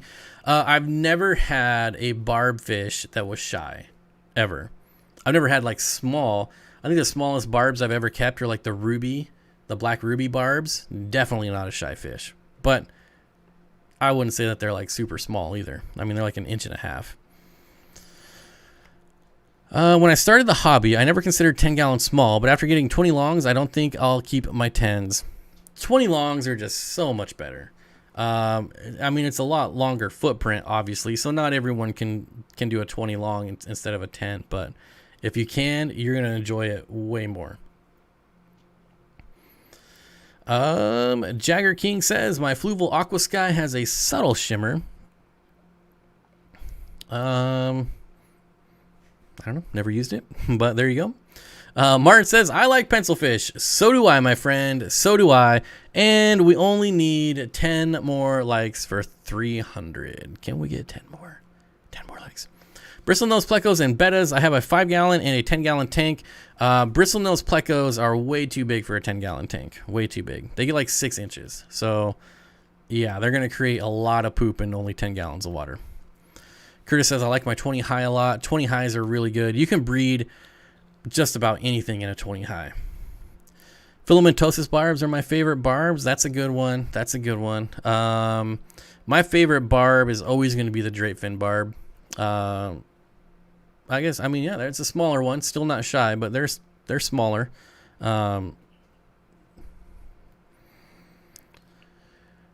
the Denison, oh man, Denison barb or drapefin barb. Whew. I don't know that I could pick a favorite over the two. Definitely those two though are 1 and 2. I just don't know in what order. Mystery snails are a lot of poop for a small tank too. That is true. Mystery snails are like the goldfish of the snail community. They just eat and poop and eat and poop. That's all they do. You think I'd like them because that's all I do, but nope. Not for me.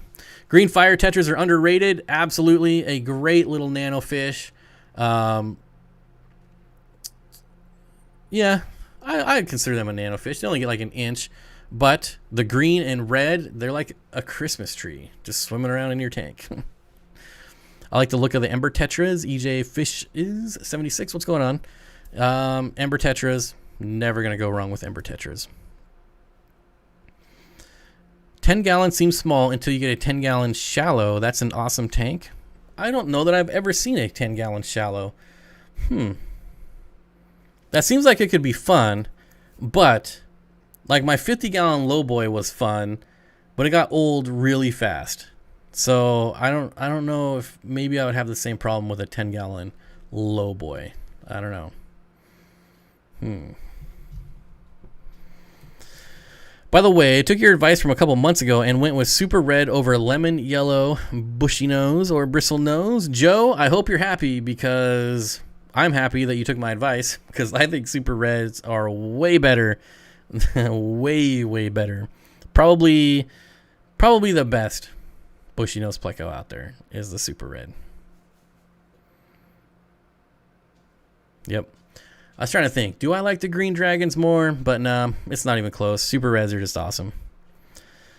My amanos and cherries all hiding in plants. Is it because of the tank mates? I have rummy nose, rosy tetras, Congo tetras, swordtails. Well, I can guarantee you that the swordtails are going after them. But that's also what shrimp do. So, yeah, there's probably some predation going on there.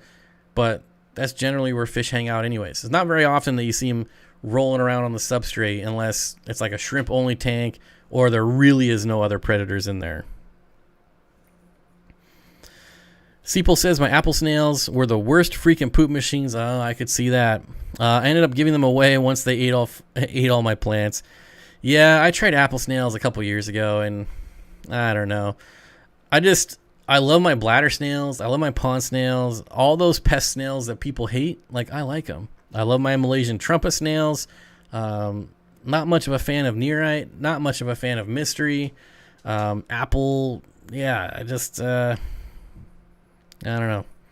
What's wrong with just my regular old snails? I love them. Let's see. What else do we have going on here? I saw them for the first time in the flesh last month and now added to my Dream 300. Wait. Oh. Yeah. I see. You're responding.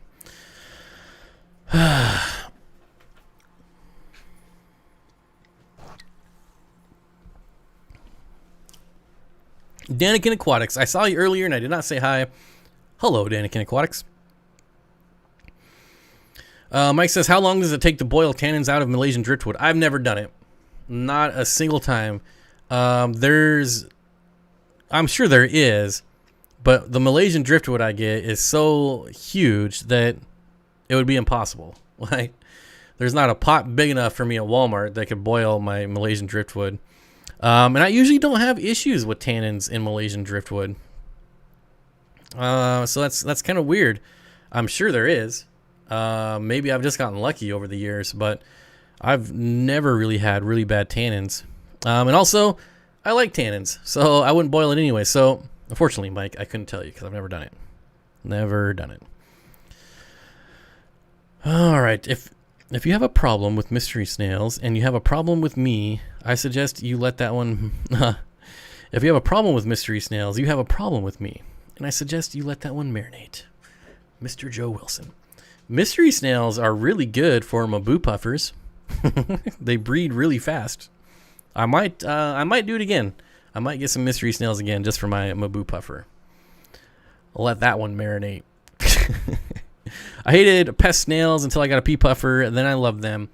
The pest snails, I don't understand what the big deal is. Like, if you're overfeeding and you have like 1 billion of them, okay, maybe it's annoying, but it's not the snail's fault that you're overfeeding, right?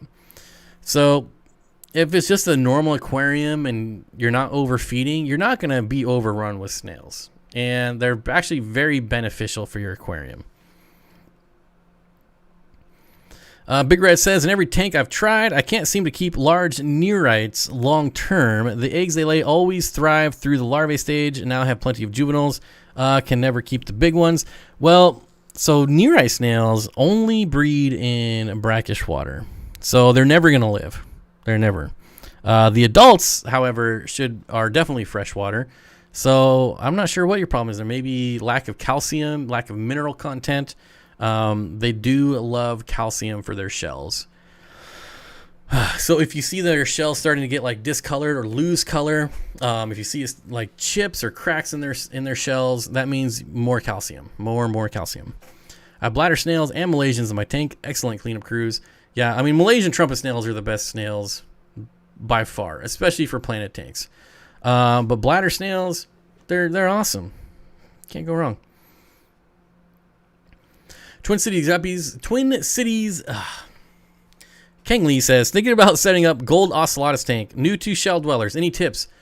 Do not use shells. Well, I guess the question I would have is, do you plan on breeding? If you're planning on breeding, do not use shells. If you don't plan on breeding and it's like a show tank, then use shells. But if you plan on breeding, you want to get the 90-degree PVC fittings and cap one end, because you have to remove the fry or they'll get eaten by competing males. So yeah, that would be my tip on if you plan on breeding. That's my tip. If not, they're very easy fish to keep. Just obviously they're Lake Tanganyika, so they like higher pH, but yeah, pretty easy fish to keep. I've given up trying to keep neorites in my CO2 enriched tank. Their shells eventually start dissolving and I feel bad. Yeah, I mean, that's a lot of it here as well, because I have really soft water and it just dissolves their shells so fast. But for some reason, like the pond snails and the Malaysian trumpet snails have no issues in my water. But mystery snails, I'm always having to add calcium. I mean, I swear it's like on a weekly basis. When I had like 20 of them in a tank, man, did they go through their shells really fast. So I might be a little biased just because my water is not good for them.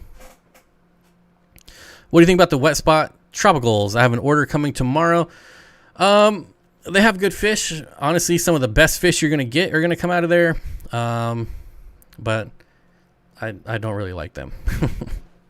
Yes, they will go in a 20-gallon breeder or a 50 lowboy. So you're gonna have way more fun with them.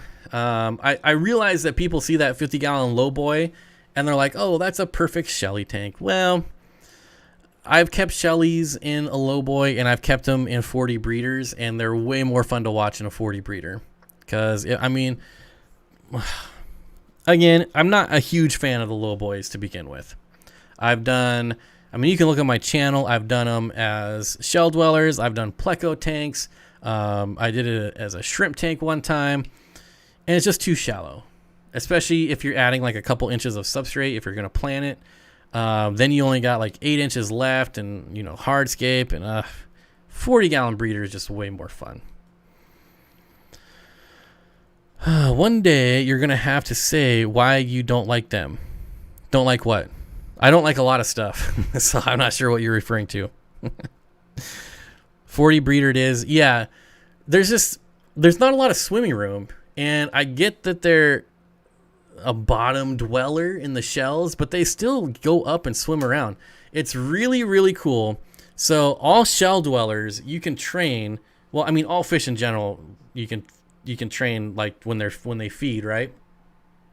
So there used to be a really, really good shell dweller breeder out here, and he had a linear air piston pump, and when he turned off the pump, all the fish knew it was time for feeding.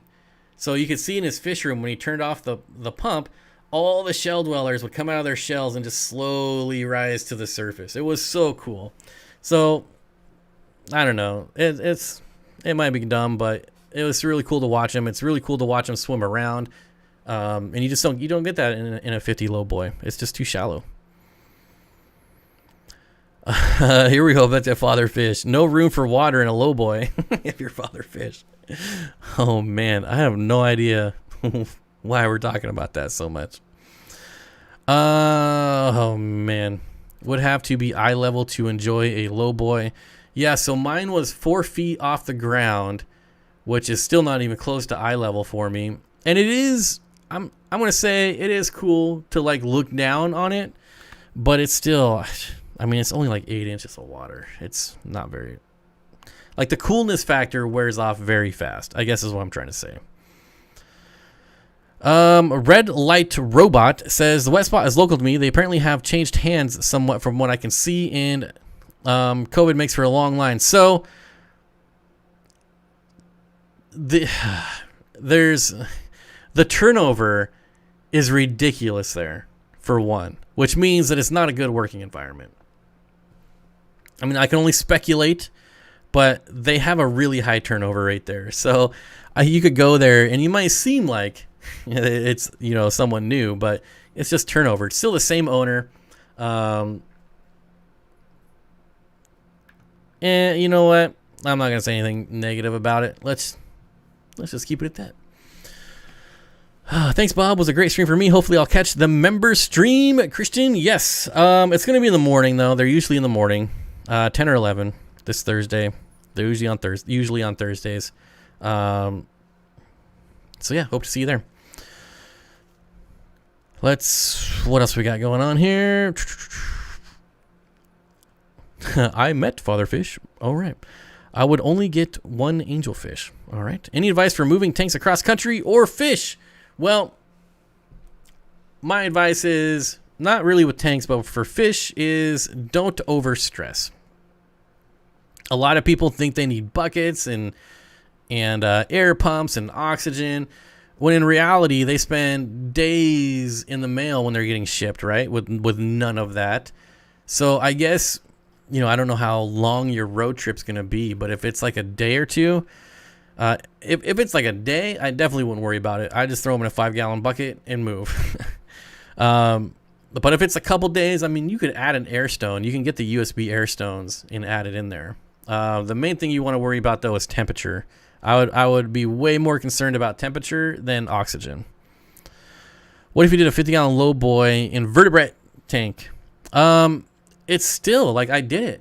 And the low boy is one of those things that it's really cool at first, but that coolness factor wears off really, really fast. I mean, that's just my experience. So, you know, not everyone's like me.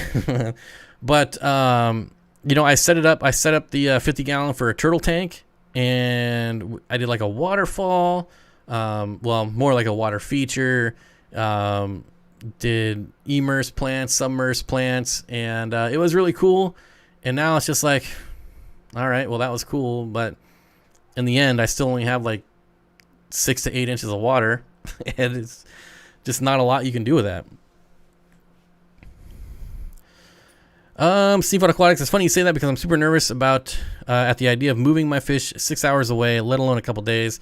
Yeah, I mean, if it was 6 hours, I mean, so I have all the bags, but if it was 6 hours away, I would just bag up all the fish and be good with and be done with it. But you know, a lot of people do the 5-gallon bucket thing, and that just takes up a lot of space. Like I said, if I already didn't have like 10,000 bags, I would probably do 5-gallon buckets. But 6 hours is nothing. Like I said, you just got to worry about the temperature. Not a lot of people rolling around in their cars with the heat on 80 degrees. So your fish and your tank look fantastic. Well, I wish I could take credit for this tank and these fish, but this is a user submitted video. So not my tank, not my fish. John, I'm right there with you, my friend. Low boys are way overrated. Way overrated. Super overrated. Yeah, not much more to say, but they are certainly overrated. You'd have more water if you weren't using 8 inches of sand. Just in case. My question is, how predatory are hillstream loaches on shrimplets? I'm guessing they will be more dangerous to them than autos. I would not be worried about hillstream loaches eating shrimp at all. I mean, they are pretty notorious algae eaters. They might get a shrimplet, you know, they might pick one off here or there. But if you're giving them all the algae they need, they're not even going to think about going after shrimp. So, yeah, I realize you weren't asking me, but that's just my opinion. I got it. 50-gallon low boy freshwater garden. Bag them and put them in a cooler chest with hot water. I mean, yeah, putting them in a cooler. I mean, that's definitely helpful, but I just think a lot of people, when it comes to moving with their fish, I just think they overthink it. Like, it's not a big deal. Fish are hardy. You got to think.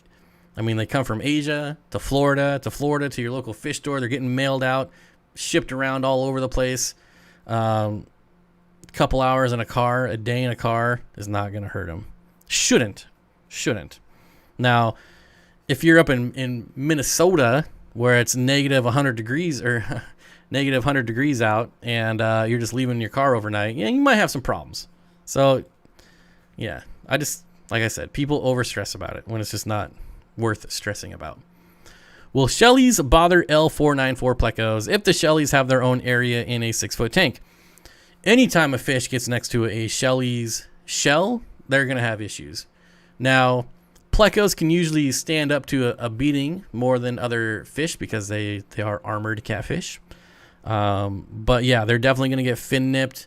If you watch that documentary on Lake Tanganyika, I wish I remember what the name was, but you will see a shell dweller going after a crocodile. So they're not scared of much. So just keep that in mind.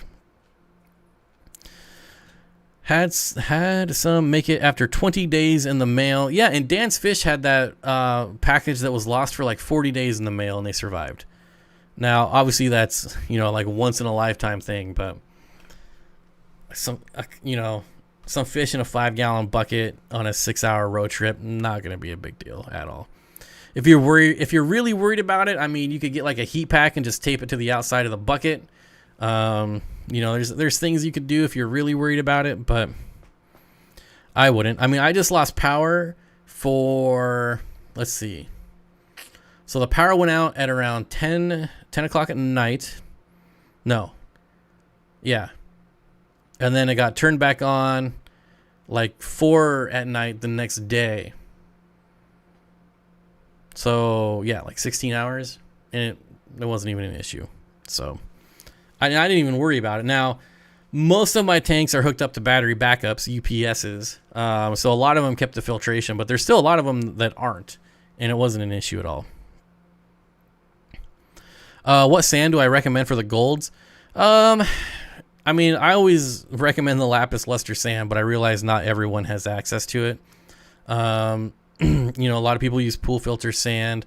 I mean, any sand. There's not like a grain or a grit that works and doesn't work. I always like the the really fine sand personally when it comes to shell dwellers, but that's just a personal preference. When it comes to the shell dwellers, I don't think they care one way or the other. As long as it's not like, you know, the sand's like this big around. Obviously, we're talking rocks then, but yeah, whatever sand you like, whatever your best favorite sand is, I would go with it. Can't ever deal with a tank of boiled babies again. No more heaters for me. What temperature water fish? What temperature water? So it really depends on the fish. A lot of fish can go a lot colder than people realize, and a lot of fish can't. So that's too broad of a question. Too broad. It really depends on the type of fish. Temperature is going to be an issue because it is a 3-day trip, and I'm going from way below freezing temperatures to the desert in the southwest, so a big temperature shift. So if it's a 3-day trip, you're definitely going to have to do some planning. I mean, obviously it's a 3-day trip, so it's not like they're going to go from negative 100 to 100 in a matter of an hour. So, I mean, there's going to be some acclimation there. But once you get to where it's not freezing, then I would not worry about it as much. But you're definitely going to have to be, like I said, maybe someone said the cooler idea that can work. You can actually, you could bag them and put them in a cooler and use a heat pack. I mean, that's basically how they're shipped. And that's probably how I would do it, to be honest.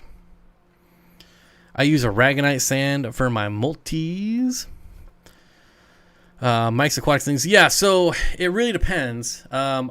You're definitely going to want harder, high pH water. So if you have to use aragonite sand, I would use aragonite sand. But I'm not aware of what kind of water you have there.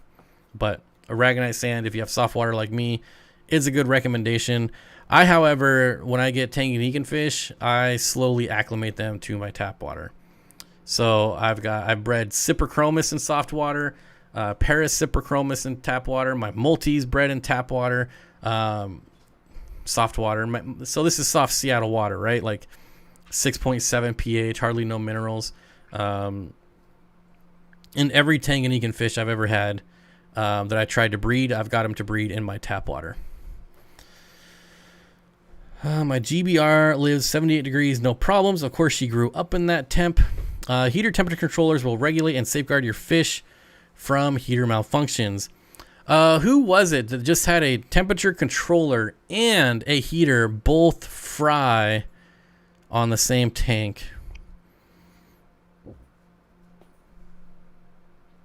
If you heard me burp, excuse me. If you didn't, never mind. I just saw a video where someone's heater controller and heater failed. So it's not, you know, I'm just saying it's not guaranteed foolproof just to have a heater controller. But it's definitely another step of like protection. The boxes that meal kits are shipped in are basically cardboard coolers. People recycle them, ask around. Yeah, if you go on like Craigslist, you can find a lot of those styrofoam boxes. People give them away for free. I take mine to the dump because I just, you know, anytime I order fish, they come in a big styrofoam box. And so I end up with a garage full of styrofoam boxes. But yeah, so you can go on like, oh, why am I losing my green screen? Where is this? This side? Oh, my light went out. Hey, that's why I lost my green screen. Let's try this light. Oh, no. What the heck? Okay. That needs to go over here. Right there, maybe? Hey! Alright. And my green screen is back. Can calico plecos change color? I got one in Aquashello over a year ago, and it looks like a brown pleco, not like the ones they advertised. Yep. And that's all plecos can do that. Definitely all bristlenose plecos can they go from really good coloration to really drab coloration. So yeah, unfortunately, that's why calico bristlenose plecos are just not very popular for that reason. I'm here randomly. I never remember what day Bob is on, and I never get notifications, but I randomly happen to see it. Well, hello, I hate stupid people. I am here every Monday at 5 p.m. PST. But I realize there's probably no reason to even try to remember that. Can scarlet baddest fit shrimplets in their mouth? Yes, they will definitely eat baby shrimps. So the trick is to just have a way bigger shrimp colony than you do a scarlet baddest colony. So it's just like when I do like my breeding fish for profit tanks where there's guppies. Guppies will eat baby shrimp, but I always start my shrimp colony first and get a ton of shrimp in there, and then I add the guppies, and then also keep them really well fed. When you're out of power for a longer time, what do you do for heat? I do have battery air pump. I don't do anything. Like I said, this is another thing that I think people stress out about, because let's see, we're in January and I lost power at night. So it's like 30 degrees out at night, and wasn't a big deal at all. Danny, she lost power for, I think, 2 days. She had a portable heater, but it was still down in the 60s in her fish room. Not a big deal. Fish can go cold for short periods of time. It's generally not a big issue until you start getting like a couple days into a power outage. Then you're gonna have problems. But it's just another one of the things that people stress about. Now, I'm extremely lucky, so I've lived here for, I don't even know, 17 or 18 years, and the longest I've ever been without power is 20 hours. So we've gone through some pretty wicked and wild storms here, and I'm very fortunate that I don't have to worry about it because we have really good infrastructure. If you have poor infrastructure or you'd have longer power outages, then I would definitely get probably some sort of generator, whether it's solar or gas, and some type of portable heat. But this is the nice thing about a fish room, is that it's very well insulated, so it would take a long time. There's lots of water, which holds heat very, very well. So in the event of a power outage, honestly, you should just cover your tanks with blankets, and that's pretty much all you have to worry about. If you're out of power for a long time, you can boil some water and put in warm water in like a milk jug or something and float it in your tank. A lot of people will do that. But again, you can get a generator for like $300-400, which is a lot of money, but it's something that you're going to keep probably your whole life and use every winter. So it's definitely worth the investment. Can someone suggest some high quality stable flake food besides krill flake?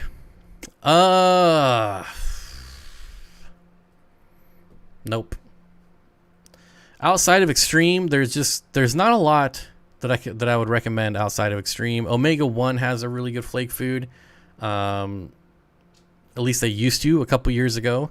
I haven't used it in a long time, but maybe check out Omega 1, see what the ingredients are like. But I used to really like their flake food. I'm having problems with very high pH. Can I add media bags of peat moss to the filter and substrate to lower it significantly? Yeah, but I mean, it's all relative to the size. So if you have, a 125-gallon tank, but you have a really small filter, a little bag of peat moss is probably not going to do much. You can also add wood. Wood will lower your pH as well. Bob, have you ever noticed that bushy-nosed plecos breeding in the same tank as shrimps will drop the shrimp population? Nope, I haven't. So all of my breeding fish for profit tanks have three things: guppies or endlers, and then shrimp and plecos. All three of them breed like crazy. And again, I overfeed those tanks like crazy, so I've got a ton of snails as well. But I think maybe that's a trick. Overfeeding, I also water change usually 3 days a week on those tanks when I'm really like pumping them out. I haven't done it since my local fish store shut down because I have nowhere to get rid of the fry. But yeah. If y'all have a Harbor Freight close to you, their Predator generators are well worth the money. You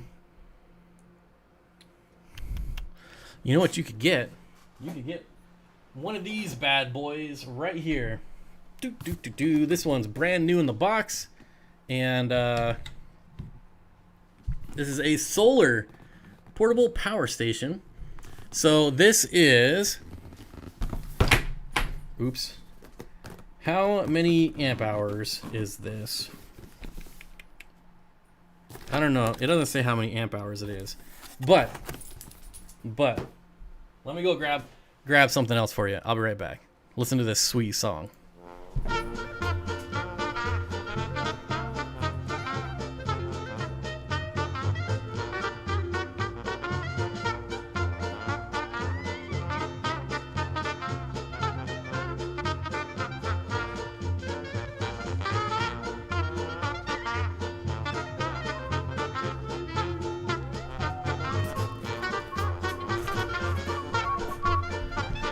Okay. So look at this little battery right here, right? It's smaller than my head. This is a Life PO, right? Lithium battery. This little guy is $60, and if you have a linear air piston pump, like the co-op one, specifically the co-op run, this will run it for 16 hours. Technically 17 and a half, but I say 16. So a little $60 battery will give you 16 hours. You could do 2 of these in series, in parallel, forgive me, and have 32 hours of backup power. So it's really not that expensive. Well, I guess you need a linear air piston pump for it to be not that expensive, but even like the small Tetra, like a Tetra Air Whisper pump on this thing would probably last days. I don't know how many amps they are. Can I find out real quick? I do have one sitting here somewhere. At least I thought I did. But, so, I don't know. Something to look into. There's the brand. It's on, you can find them online for between $50 and $60. And, yeah, it's just perfect backup. It's not very expensive to back up your fish tanks. It's just really not. Will I stream on Wednesday because it's your birthday? Negative, my friend. Wednesday is my day of the week that I volunteer at my local animal shelter, so I will be there all day. Is this Justin Timberlake? What, Bob? You're giving away a generator? Coolest vlog on YouTube? Hey, if someone wants to give me a generator, I will gladly give it away. My fish don't even sniff omega-1 flakes. Not that good anymore, believe me or not. Tetra Tropical Flake is what my fish eats. So the thing with Tetra Tropical Flakes is like every fish will eat those, but that's like the McDonald's of fish food. So just keep that in mind.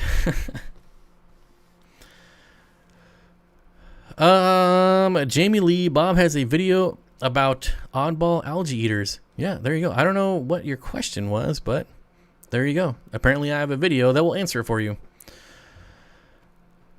Something must be canceling it out or evaporating it out. These things, oh man. See, I disappear for a couple minutes and I lose track of all these comments. Herb Diversity has an excellent point. Don't use pH down. This product should not even be in the hobby. I think it's made by API. I could be wrong, but is it? Maybe I should look before I start bashing a company. I'm not really bashing the company, but API pH down. Yeah, API. This stuff is poison. It's very easy to overdose this stuff and nuke your entire tank. And pH down, it will literally melt your fish if you overdose. Like you will watch them melt like a candle in a fire if you overdose pH down.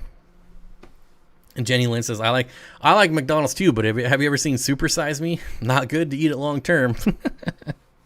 But yeah, McDonald's it's pretty. I love their fries. I'm generally not a fast food eater, but they do have good fries. Kamantha, welcome to the Dream Team. Welcome. Just in time for our live stream on Thursday. I'm gonna check one thing real quick. So pH up, I've never heard anything about pH up. So I can't.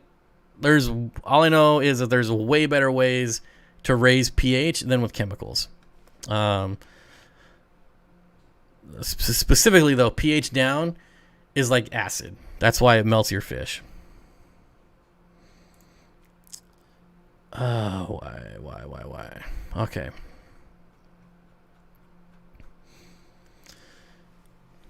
pH up is just the liquid version of crushed coral. Well, there you go. I have a container with mixed fish foods, omega-1 flakes, New Life Spectrum pellets, bug bites, Sakari Pleco wafers. I used to do that. That used to be me. I would get like all these different foods and just mix them all into one container. And I was like, they're getting all this variety. I don't think there's anything wrong with that. I mean, hopefully out of all that, you know, each fish will find something that they like. I don't understand why you would dose pH adjustment directly in a tank at all. Well, I think you do understand, right? It's just a way for these companies to make money on crap that's just not needed. Not even, you know, if you need to lower your pH, you should never be using pH down. You should be looking for permanent solutions to lower your pH, not something that you have to buy and add and that can poison your fish very easily. Very easily. But yeah. Pre-dose and verify your incoming water buckets seems like the best way to do it. I mean, that's pretty tedious, but if it's your only option, for sure. I heard that discus buffer is better, but I've never used it. Honestly, if you need to buffer your water, just use aragonite or crushed coral substrate. So my water is soft, and sometimes, well, a lot of the times, when I'm buying fish, they come from Florida, which is really hard water. So all of my tanks that I used when I was buying wholesale all had aragonite substrate, just to make to duplicate that Florida water. I added a school of SBI rasboras to my cardinal tetra tank. After adding them, my cardinals doesn't school as much anymore. Is this normal? I would probably give them some time to get comfortable. They probably have to kind of figure out these new fish. Hopefully after they get, you know, they're in there for a while, they'll start schooling again. I hate stupid people says, I buy fish that live in my water parameters. I'm not sure I could keep up with all the maintenance. Yeah, that's why if you look at permanent solutions, like adding driftwood to, if you need to lower your pH, if you need to raise your pH, you just get substrate that does it for you. That way you don't have to worry about any of this stuff. And it's a little tricky at first, you know, if you're new to the hobby, you know, you should probably be testing. Granted, if you just because you add aragonite substrate, if you need harder water, you do a 90% water change. Obviously, your water is going to be soft if your water is soft out of the tap, right? It's not instant. Like those minerals don't dissolve in the water instantly. So there is, you know, some things to be learned. But once you figure out, okay, I cannot do more than a 30% water change, or it's going to just drop my pH. Then the rest is easy once you figure that out. But there's definitely nothing easier than buying fish that are specifically for your water parameters. That's definitely the easiest way out. And it's just because it's the easy way out. It's not like it's a bad way out. I mean, there's a lot of cool softwater fish if I only wanted to buy softwater fish. One thing I've learned about this hobby is that it's never good to chase water parameters. No. And that's why I always try to get fish adjusted to mine. Always. But boy, did I have big losses coming in from Florida farms at the beginning. Man, that was brutal. But we are at the 2-hour mark, which means it is time to end the stream. I want to thank my mods, super awesome people, my subscribers, super awesome people, the lurkers, you're all super awesome too. And well, I guess we got 4 new members, so thank you, Jimmy, Mark, Katie, and Camantha. I don't know Camantha. I don't know if I've ever heard that name before. That's kind of cool. And then Curtis, St. Martin, JFK, Jeff Rose, Christian, Jerome, Malta Hijacker, Furloughs, Aquatics, Chris St. Martin, Christian, Fish Tank Barn, Big Red, all chipping in for super chats. Thank you. They're very much appreciated, especially right now.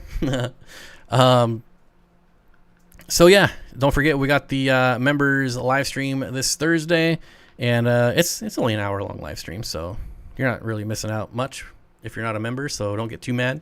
And I'll see you all next week. I hope you all have a great week, and we'll do this again next Monday, 5 p.m. PST. Don't forget, 5 p.m. PST.